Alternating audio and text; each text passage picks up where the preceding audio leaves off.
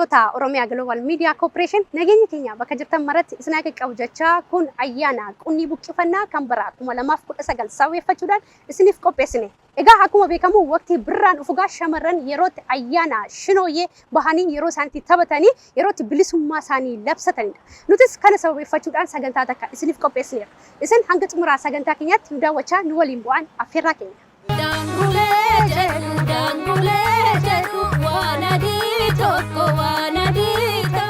Achi dhuftee hidda uummataa tokko keessa eenyummaatu jira. Eenyummaan kuusaa calaqqee addaa seenaa duudhaaf safeeffannaa qabudha. Onneef sammuu uummataa keessatti hapheeffamee afaaniif mallattooleen mararfatanii kan ibsamu eenyummaa saba tokkooti. Sirnoota walirraa lufaa darbaniin eenyummaa Oromoo karaalee adda addaan dhiibamus har'a duudhaa isaa ganamaatti deebi'uun erga kabajamuu eegalee bubbuleera. Isaan keessaa tokko kan ta'e shinooyyeedha.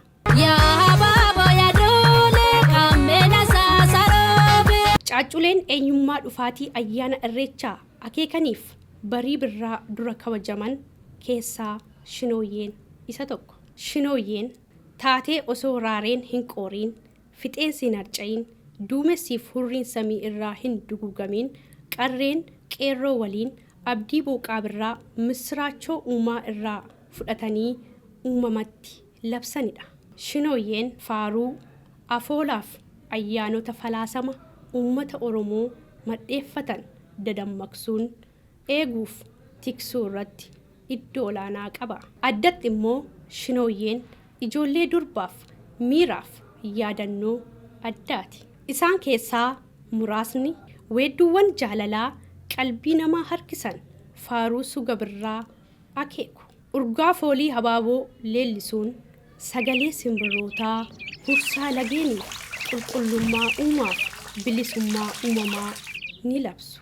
Marree dhangaa guddaan ifa birraa akeekan kun qarreewwan shinooyyee sirbaniin lallabama.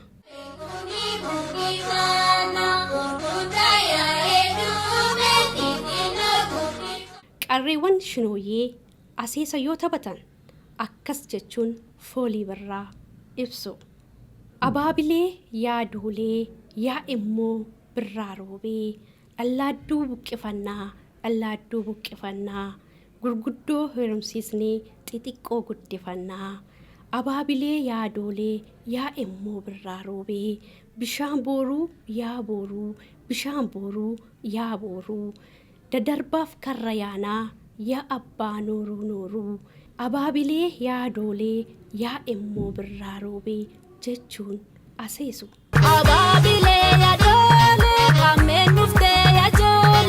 Aseesa kana keessatti qillisni yeedaloo sagalee durbaa uumama hundaaf gammachuuf naatoo milkii dorrobsudha. Ililleen sagalee isaanii biqiloonni daraaraa hudhan akka futtaafatan yaadachiisaa. Birraan waqtii gurraacha gaggeessee bari'uuf araaraaf milkii hodhata.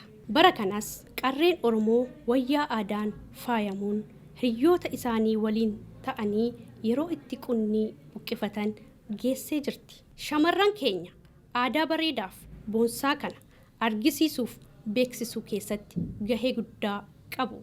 Walumaa galatti shinooyyeen guyyaa itti dubarri bilisummaa isaanii ibsanii fi bahinsa waqtii gannaa irraa gara birraatti ce'an akeekudha. Baga geessan baga geessan. Shinooyyeen akeektuu milkii bara haaraa fi araaraati. OGMC Media. Daawwattoota OGMC Media sagantaa yaadachiisaa ayyaana shinooyyee kan bara 2019 saawweeffachuudhaan isiniif qopheessine kana fakkaata ture. Qophicha waliin ani Boontuu Dastaati. Gama ogeessa kaameraatiin sanyii hirkoo akkasuma daarekti gochuudhaan lallisaa dabbabaa nu waliin tureera. Nagaatti nuuf tura.